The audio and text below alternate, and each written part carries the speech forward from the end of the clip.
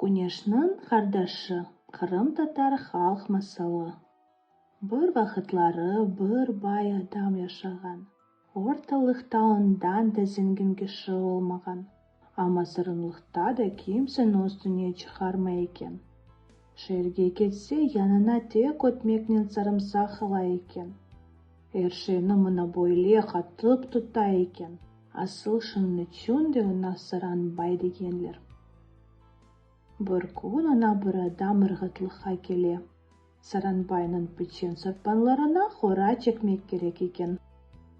Күнделик жүрсең, кабыл этем, деген бай.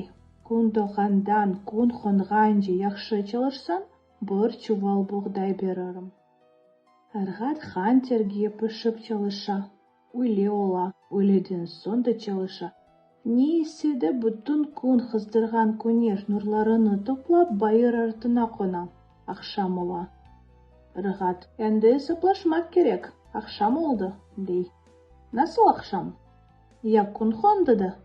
Саранбай ыргатына доган айны көстере. Ыргат, я о не? Деп шашып сурай.